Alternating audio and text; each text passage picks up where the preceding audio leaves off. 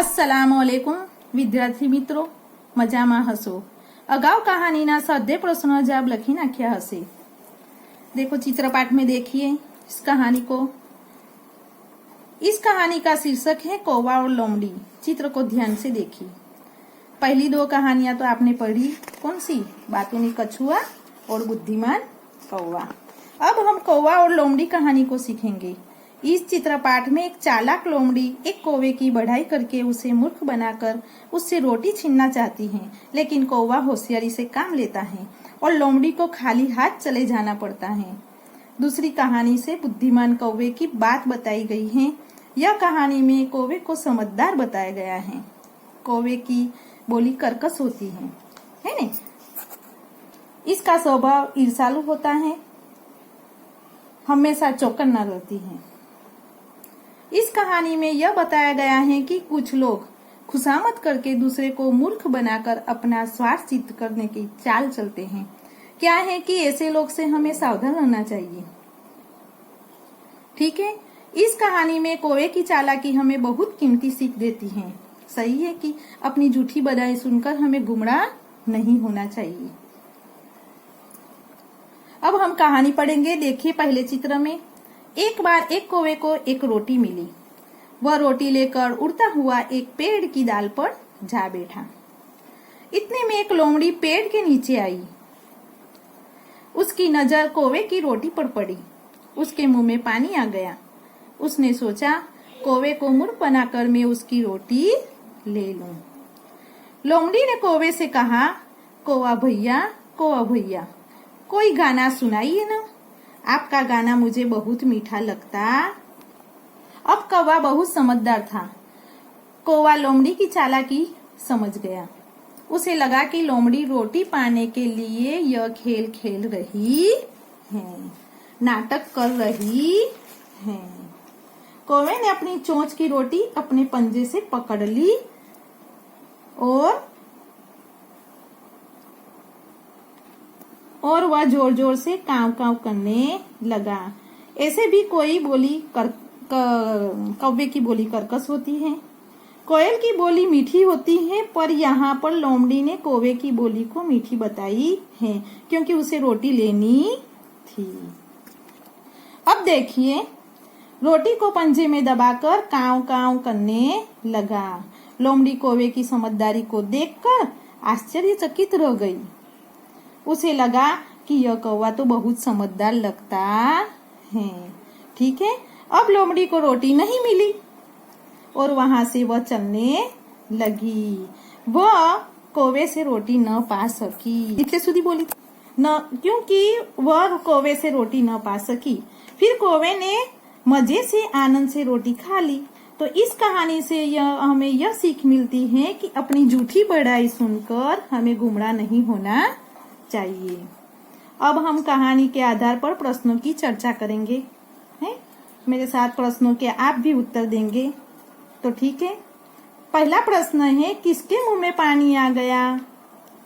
तो उसका उत्तर आप भी बोल दिया करेंगे। तो किसके मुंह में पानी आ गया?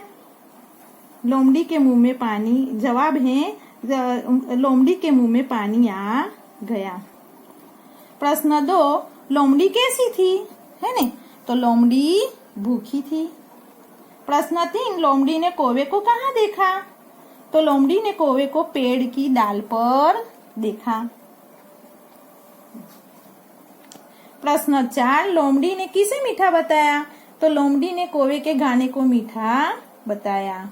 प्रश्न 5, लोमड़ी क्या देखकर आश्चर्यचकित रह गई? तो लोमड़ी कौवे की समझदारी देखकर आश्चर्यचकित रह गई। प्रश्न 6, कौवे ने रोटी अपने पंजे से क्यों पकड़ ली? इसका उत्तर है क्योंकि वो लोमड़ी की चालाकी को समझ गया था। આ પ્રશ્નનો જવાબ તમને તમારા ચોપડામાં લખી નાખવા અને ફોટો પાડીને વોટ્સએપ પર મોકલી દેવા। હવે આપણે સ્વાધ્યાય પ્રશ્નોની ચર્ચા કરીશું, બરાબર? તો પ્રશ્ન 2, स्वाध्याय प्रश्न 2 और 3 में आपको कौन सी कहानी अच्छी लगी, क्यों?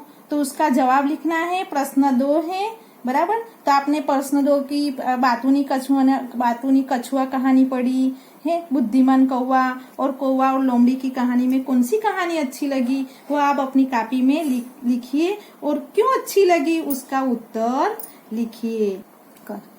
प्रश्न 5, नीचे दिए गए शब्दों के विरोधी शब्द घेरे में से ढूंढकर वाक्य प्रयोग कीजिए। देखो यहाँ विरोधार्थी शब्द बताए गए हैं, बराबर। शब्द का विरोध अर्थ बताने वाले शब्दों को हम विरोधार्थी शब्द कहते हैं। यहाँ शब्द दिए गए हैं दयालु, बहुत, स्वस्थ, खुश, जन्म, बुराई। तो यहाँ हमें दयालु शब्द का विरोधी शब्द कौन सा है? दयालु शब्द का विरोधार्थी शब्द है निर्दयी। देखो यहाँ बताया गया है बहुत, तो इसका विरोधार्थी शब्द है थोड़ा। स्वस्थ तो बताया गया है अस्वस्थ। खुश तो है नाखुश। जन्म तो बताया गया है मरण। बुराई तो बताया गया है भलाई। है हमें बहुत, तो इसका विरोधार्थी शब्द है थोड़ा। तो हम बहुत का शब्द का वाक्य में प्रयोग करेंगे। तो बहुत, तो तुम बहुत थक गए हो, है ना। फिर थोड़ा, तो मुझे थोड़ा पानी दो। इस तरह हम पानी शब्द अंदर लाएंगे और वाक्य में प्रयोग करेंगे। जिस तरह जन्म, तो इसका विरोधार्थी शब्द है मरण। तो रोज कई बच्चों का जन्म होता है। मरण शब्द का वाक्य में प्रयोग करेंगे तो रोज कई लोगों का मरण होता है। अब देखो, आप पढ़ चुके हैं कि किसी व्यक्ति, वस्तु, स्थान या भाव को प्रकट करने वाले शब्दों को संज्ञा कहते हैं। तो हम देखो प्रश्न यहाँ बताया गया है कि राम शब्द है, श्याम शब्द है, पूजन है, वो व्यक्ति का भाव बताता है ना। अंबाजी है, वो स्थान बताता है। गुलाब है, वो वस्तु का ध्यान बताता है। हिमालयी है, वो स्थान का भाव बताता है। तो यहाँ पहला है पूजन की परीक्षा 5 बजे तक चलने वाली थी। तो पूजन के नीचे रेखा करेंगे, वो संज्ञा बताई गई है। परीक्षा भी संज्ञा बताई गई है। दूसरा है सब अंबाजी जा रहे हैं। तो देखो यहाँ अंबाजी संज्ञा बताई गई है वाक्य में। तीसरा है गुलाब का फूल मुझे पसंद है। तो गुलाब और फूल दोनों संज्ञा बताई गई है। चौथा है हिमालय की चढ़ाई बहुत कठिन थी। तो यहाँ हिमालय स्थान बताया गया है। आज बिल्ली सारा दूध पी गई। तो देखो यहाँ दूध के नीचे हम संज्ञा बताएंगे, बराबर। तो આ રીતે તમે પ્રશ્નોના જવાબ બધા તમારા ચોપડામાં લખી નાખજો।